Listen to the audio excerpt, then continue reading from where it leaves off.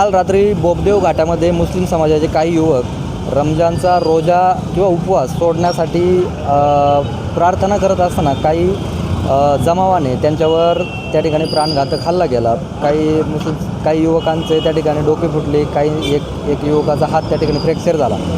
एकंदरीतच ही घटना काय होती काल रात्री घडलेली, युवकांचा असा आरोप आहे की पोलीस प्रशासनाने FIR नोंदवण्यासाठी त्या ठिकाणी दिरंगाई केलेली आहे. पोलीस प्रशासन FIR त्यांचं घेत नाही आहे. एकंदरीत ही घटना काय आहे, युवक तिथे कशासाठी गेले होते, प्रकरण काय आहे समजून घेऊयात. माझ्यासोबत काही मुस्लिम समाजाचे कालचे युवक आहेत.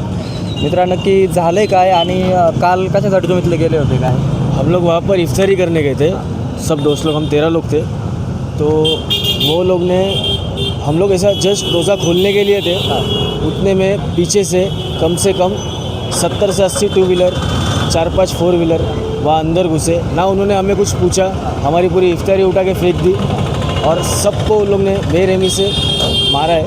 और किती लोग होते तुमचे? मेरे साथ 13 लोग थे और वो कम से कम 150 से 200 लोग का पूरा ग्रुप आया था, मॉब आया था. कशामुळे तुम्हाला मारहाण झाली काय? उन लोग ने कुछ नहीं बोला, उन लोग ने सिर्फ गाली दी और थोडा इस्लाम हेट वापर बोला की लांडा लोक तुम्ही काय करता इथं, तुमच्या बापाची जागा आहे का, हे काय ते काय, आणि लय मार सगळं.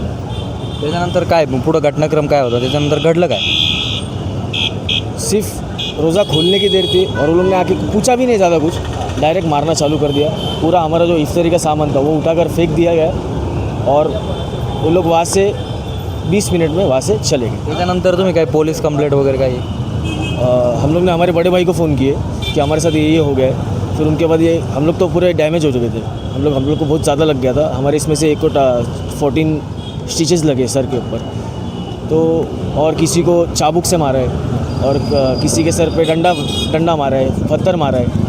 तो हम लोग पूरे इंजर्ड हो चुके थे. तो हम लोग ने हमारे बड़े भाई को फ़ोन किए कि हमारे साथ ऐसा इंसिडेंट हो चुका है यहाँ पर. तो ये स्पॉट पे लगेच उधर कशामुळं मारहाण झाली? काही तुमची आणि त्यांची काही बाचाबाची झाली होती, शाब्दिक चकमक काही झाली होती, काय नाही, काही ठरलेलं होतं तुम्हाला त्यांनी मारणं वगैरे काय? काय नाही, काय कभी नाही, कभी. सर नक्की काय सांगाल, म्हणजे पोलीस प्रशासनाचं काय म्हणणं आहे या संपूर्ण प्रकरणावर आणि पोलिसांमध्ये FIR नोंदवली की नाही?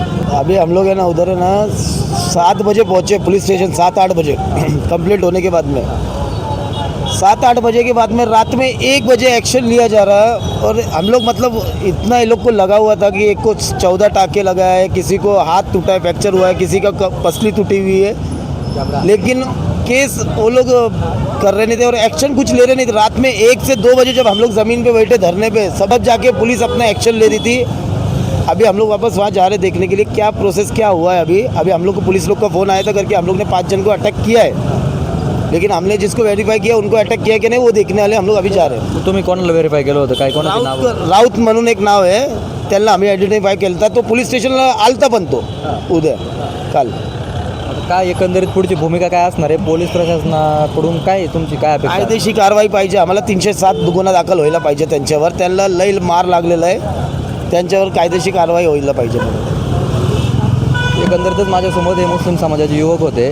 काल बोबदेव घाटामध्ये रमजानचा रोजा सोडवत असताना त्यांना त्या ठिकाणी जमावाने अमानुष मारहाण केली. एकंदरीत पोलीस प्रशासन रात्री पोलीस FIR दाखल करून घेण्यामध्ये दिरंगाई करत होता असं त्यांचा आरोप आहे. टाइम्स ऑफ महाराष्ट्रासाठी पुण्यावरून मी आदित्य, धन्यवाद.